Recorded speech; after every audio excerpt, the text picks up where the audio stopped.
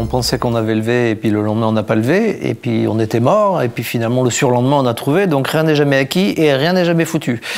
Il faut juste être vivant le jour où la bonne nouvelle arrive, quoi. Je suis Marc Simoncini, je suis entrepreneur et partenaire chez Daphni. Je suis Marion Carrette, je suis la fondatrice de Ziloc et Wicar et aujourd'hui je viens de reprendre une marque qui s'appelle Annie Blatt, marque de laine. En fait, cette histoire, elle est emblématique de ce que peut être une relation entre des investisseurs et des entrepreneurs. Ça part d'une idée il y a longtemps, ça pivote, bon, ça marche pas, on change, on garde quand même la relation, on vit des super moments, on passe à ras de la catastrophe, on s'en sort et finalement on arrive à en sortir en revendant la boîte. Je suis allée voir Marc avec un PowerPoint pour lui présenter l'idée de Ziloc. C'est une plateforme de location d'objets entre particuliers qui finalement était assez proche de Mythique parce que c'était une plateforme où on mettait en relation des gens. Et il a été assez enthousiaste et une semaine après, il m'a envoyé un message en me disant qu'il était d'accord pour investir dans mon projet, ce qui m'a fait bondir de joie dans ma chambre. Parmi les objets qui étaient en location sur Ziloc, il y avait les voitures et on a vu que les voitures se développaient plutôt pas mal. Et donc Marion a eu l'idée de sortir les voitures de Ziloc pour en faire Wicar et le développer avec le succès qu'on a connu après.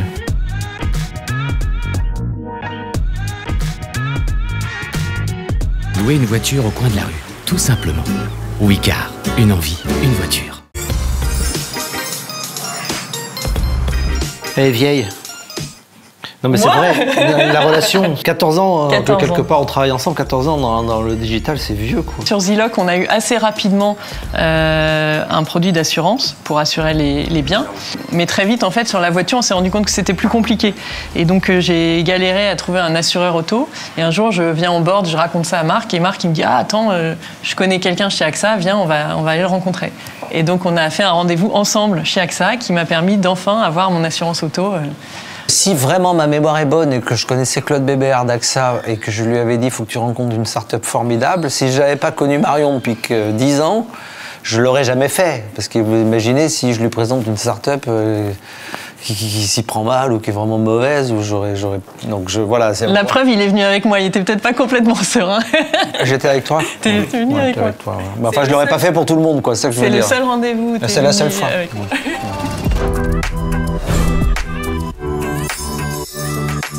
On était en cours de levée de fonds et c'était quasiment signé et tous les documents étaient validés, etc. Et à ce moment-là, le fonds en question nous a appelés en disant on arrête tout. Ah oui, c'est vrai ça? Mais oui, parce qu'en fait c'était le fonds Ecomobilité Ventures. Ah oui, c'est vrai. Et qu'il y avait, en fait c'était un fonds corporate où il y avait plusieurs acteurs. Il y avait un des acteurs du fonds qui avait décidé d'arrêter tout.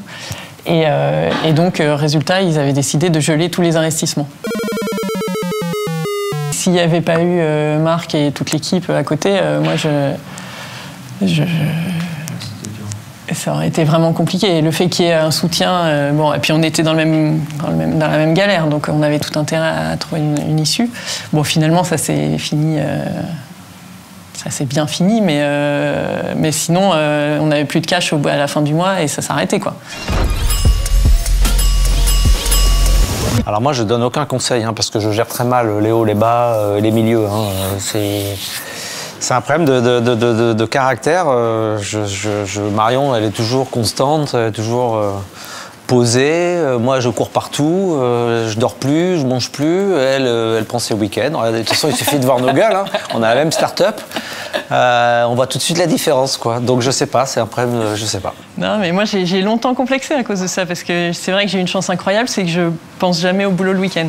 Et pendant longtemps, je me suis dit, mince, c'est pas normal, je dois pas être une entrepreneuse normale. Et en fait, je me suis rendu compte que c'était une chance inouïe. Et, quelle chance! Et que je me ressource complètement le week-end. Et c'est vrai que je suis assez stable, j'ai pas beaucoup, j'absorbe les hauts et les bas, je m'enflamme jamais. Mais voilà, je suis assez stable et je pense qu'effectivement pour les équipes, c'est aussi un peu rassurant. C'est pour ça que travailler avec un fonds comme Daphni, tu vois, si un jour c'était le cas, c'est un fonds avec des entrepreneurs et des financiers, donc du coup, tu as tous les profils. Tu vois, il y a les entrepreneurs qui s'enflamment, les entrepreneurs qui sont comme ça, c'est pas mal d'avoir un mélange de gens, parce que nous, on est deux entrepreneurs et pourtant, on est complètement différents. Et pour ça n'empêche pas qu'on a travaillé pendant des années ensemble. SNCF était indirectement dans notre capital depuis longtemps, puisque par le biais du fonds Ecomobility Ventures, ils étaient investisseurs. Et un jour, je rencontre Guillaume Pépi à un dîner et qui me dit « Ah, j'ai été voir une boîte extraordinaire aux États-Unis, etc. » Et c'était un de nos concurrents américains. Je dis bah, vous êtes grave, venez voir Wicar qui fait ça en France. Et en plus, la SNCF est indirectement actionnaire. Et donc c'est un moment où on a vraiment hésité parce qu'on avait des opportunités de lever de l'argent auprès de fonds financiers classiques. Et puis à côté, on avait cette option SNCF qui souhaitait prendre la majorité. Moi, en ayant fait, à force de longueur et de temps, peut-être 5 ou 6 sorties, je sais à quel point c'est difficile de sortir une boîte. Et c'est difficile à tous les sujets. C'est difficile psychologiquement, c'est difficile opérationnellement, et c'est aussi difficile statistiquement. Donc moi, en général, quand il y a une sortie potentielle, je suis plutôt souvent en train de dire... réfléchis bien, parce que si tu rates ce train, le prochain, on ne sait vraiment pas quand est-ce qu'il sera, quoi. Alors parfois, dans ma vie, j'ai raté le train, et Dieu merci, parce que le train d'après était plus sympa, mais c'est quand même pas le cas le plus fréquent. Donc j'ai toujours... c'est vrai que je regarde toujours avec attention les sorties quand elles se présentent. Et là, il y avait des synergies telles avec la SNCF en théorie qu'on s'est dit, bon voilà, c'était à la fois une belle sortie et en plus un bel avenir si Marion continue à s'en occuper, en tout cas pendant quelques mois ou quelques années, quoi. Et c'est ce qui s'est passé.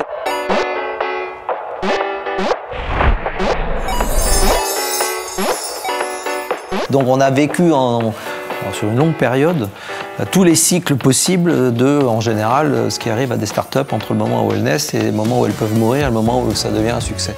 Et donc elle est assez emblématique, cette histoire, parce qu'en plus elle montre que ça se fait sur la durée et que les choses se font pas aussi vite qu'on veut bien le croire souvent. Quand on voit des startups qui lèvent des centaines de millions, on pense que c'est fini. Non, c'est leur première étape et il y en aura tellement d'autres, tellement compliquées, que c'est bon d'avoir pour une fois la photographie sur une vie de start-up d'une quinzaine d'années, quoi. Et ce qui est important, c'est de se dire que c'est pas du tout un sprint, hein, c'est un marathon. On peut pas imaginer faire un coup et... Alors ça peut, mais c'est rare. C'est même pas le mot de la fin, parce que finalement, non, c'est pas le mot de la fin. On est toujours en contact et qui sait... Bah, peut-être qu'on va tricoter des vélos ensemble, ou elle va me faire des protèges vélos en mohair, ou en angora, ou des capes. On peut faire plein de trucs, hein. Entre les vélos et la laine, c'est ce problème d'imagination, quoi. Tu m'as dit qu'on n'achetait pas son pain avec des pourcentages. Ça veut dire ce qui compte, c'est pas les pourcents qu'on a, c'est l'argent que ça représente. Donc c'est vrai qu'en tant qu'entrepreneur, on défend les pourcents qu'on a, et en tant qu'investisseur, on explique que les pourcents, il faut les convertir en argent. Donc c'est vrai que c'est une maxime qui marche à la fois pour les entrepreneurs et pour les investisseurs. À Isolis, c'était le prix du briquet dans la forêt. Ah, je la connais pas celle-là. Bah, il dit pourquoi t'as vendu E-France aussi cher? Tu dis bah, parce que j'avais un briquet qui valait 1 euro, mais sauf qu'il y a un mec qui était dans la forêt entouré par les loups. Il a besoin d'un briquet, donc il me l'a acheté 1 milliard. Ce qui compte, c'est pas la valeur du briquet, c'est le besoin que t'en as. Donc ce qui a la valeur, c'est vendre le briquet au mec qui en a vraiment besoin. Et puis ça montre aussi que 2 entrepreneurs qui ont a priori rien à voir dans leur profil arrivent quand même à faire des trucs ensemble, quoi. C'est juste un problème de confiance et de temps et de motivation et de projet, quoi. C'est ça qui est sympa, c'est que ça se passe jamais comme on a prévu, ni jamais de la même manière. Exactement. Après, franchement, j'aimerais m'être mieux comme Marion, hein, si je pouvais choisir. Bah, y a quand même de temps en temps des choses qui me réveillent la nuit. Ah, ça y est, ça m'arrive. Bah, ça, c'est parce que tu fais du hardware. Si tu arrives à dormir avec du hardware, vraiment, chapeau, quoi.